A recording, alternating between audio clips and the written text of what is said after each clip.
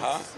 Kevin's got back spasms, and he went and got worked on a little bit, and we just didn't want to push the issue. He's had a little problem with his back, just a matter of spasms, and giving him a little something for it. So should be able to practice tomorrow, if not for sure the day after. You expect him to play? Oh yeah.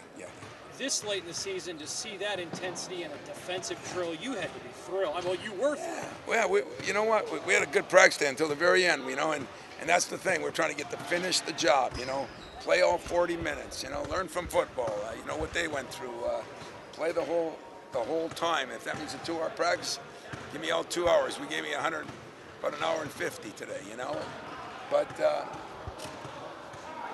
starting to see more every day, starting to get a little bit more out of more guys every day, and considering we didn't have Gav, who's one of our better defenders, that hurt us a little bit at the end, but yeah, I thought it was a good practice. I know you haven't seen the film, but I think you're going to be very pleased when you watch Didi on film. That was the most aggressive I've ever seen him on TV. He's trying, we're riding Didi and Costello, as everybody in the world knows, and there's a good reason, because those two guys are good players. What did you see out of Tom the other night, getting him a couple more minutes and kind of doubling it? Well, we're trying to get him a little more practice time, which we did today, because, it's so unfair to try to play in a game and not practice when you're not a superstar, and he's not. But I think the pain is a little better than it was. It's not anywhere near. It's more like it was in November. I think he just learned how to deal with it better. So we're going to get him a little more time. It's not going to hurt it anymore. If it works out, it works out. If it doesn't, it doesn't. But that's the decision the doctors, myself, and Tom have made. And I still think, when I put Denzel at the 2 a little bit, there's just some things that we say we're missing. His rebounding, we're missing a little bit. His feeding the post, because you do it more from the wing than you do it at the point. There's so many things where everybody just thinks, it's an easy decision. We're better in this way, we're better in that way. It's not always that way. It seemed like Tom was, when they went to that junk zone, it seemed like he was a little more north and south, too, and kept you out of trouble. He's actually starting to do better, because I think mentally he's feeling better, more so than physically.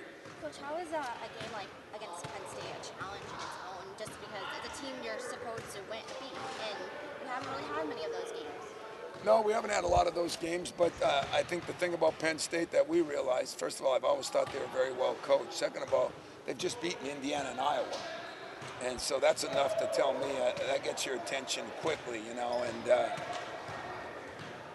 I think they got a couple players playing better.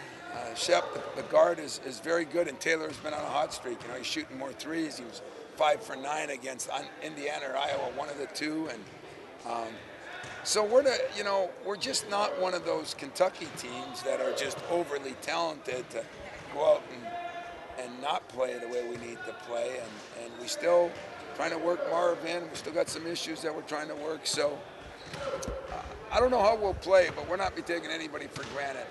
My staff won't let it, I won't let it, and I don't think our seniors will let it. Those losses help. I mean, when you talk about refocusing, when you look at what Penn State has done and the teams they've done it against in that stretch, that helps focus you guys, right? There's no question. I think any time you see other teams beating people, although this year that's getting to be a common thread everywhere, when you see the number of top 5 teams that have been beaten and what's happened.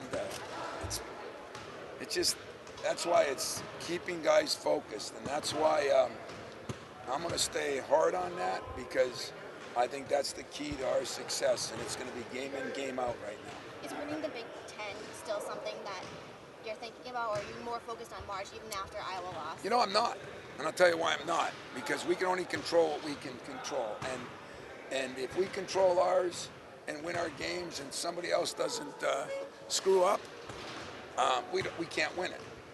I don't sit there and hope for somebody else to screw up. I look at this stuff now, and maybe I'm wiser, older, been through it, but we didn't.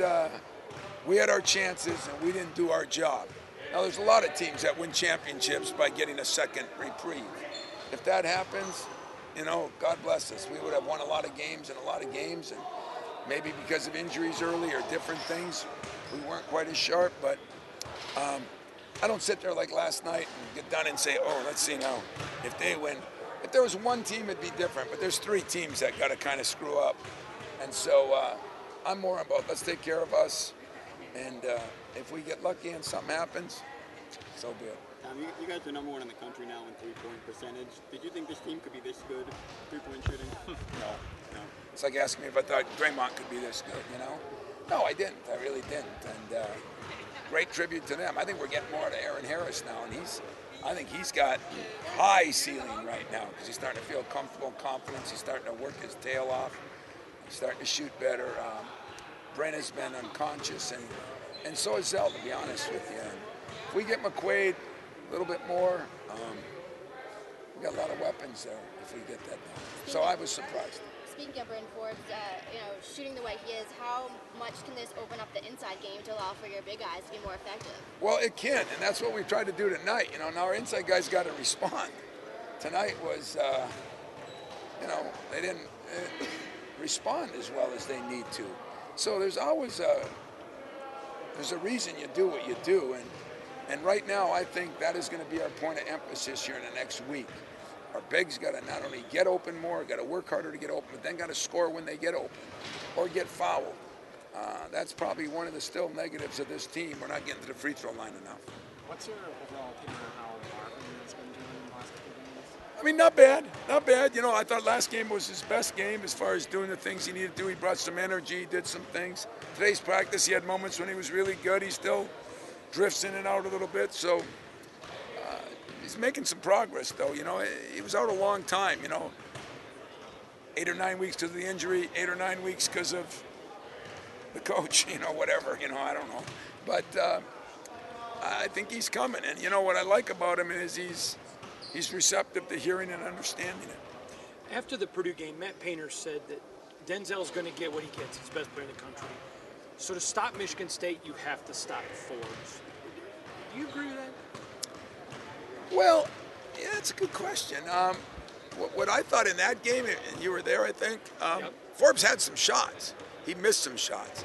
In the Iowa game, Forbes didn't get many shots. Second game, he got a few more, but remember, too, that, Zell wasn't the same guy then, too, and it was his first game he started coming back. So, I think that's a fair assessment. You can look at it certain ways, but I think Costello was getting to the point where he was a threat, too, and I think Didi is a threat, and I think we're adding Aaron. So, I think we got enough weapons that if you just stop somebody, but at the same time,